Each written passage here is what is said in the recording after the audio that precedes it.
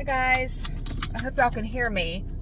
I've been thinking about sin consciousness versus Christ consciousness, and how when one reads the Bible through the lens of sin consciousness, everything they interpret in the Bible, the burden is on you. You have to live this. You have to do that.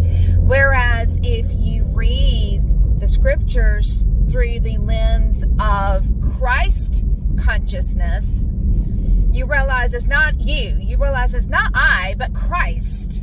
Nevertheless, I live, yet not I, but Christ lives in me. So you realize that Christ is the one who lives his life in you, and that the burden is not on you.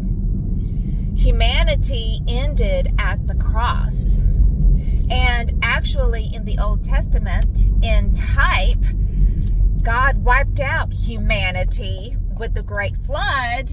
And of course, Noah and his family, the number 8 is the number of the new creation. We are a new creature in Christ. So all of that in the Old Testament points to these crucial identification truths.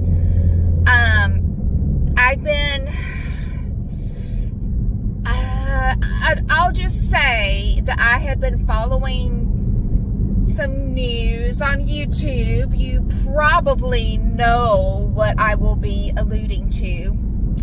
There's a certain pastor, so-called certain hate preacher, and it's nothing but Old Testament law, hate.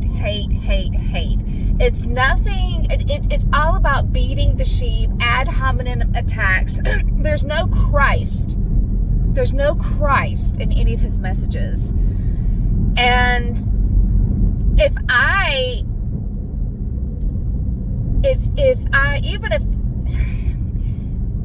a saved person, even if someone is saved, if that is the lens that they look at the world through, and if that's the lens that they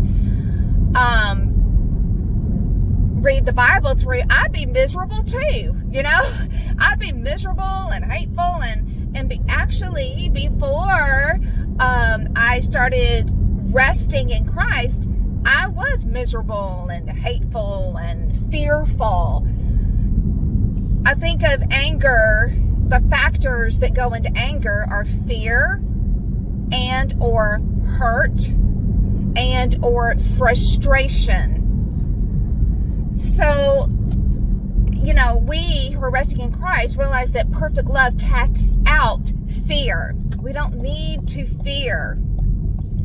And I just wanted to reiterate how important it is. And I'm just saying this to myself too. It is so important, especially with my husband's cancer journey. I need to be looking at life through the lens, and looking at the scriptures and reading the scriptures through the lens of Christ consciousness. Like David Benjamin has said, the flesh will never learn. We are renewed in the inner man. Our life is hid with Christ in God. We're hidden. It's not about our outward flesh, a certain behavior, having to conform to a certain standard. No. It's just Christ in us. I hope that made sense. Okay, guys, be blessed.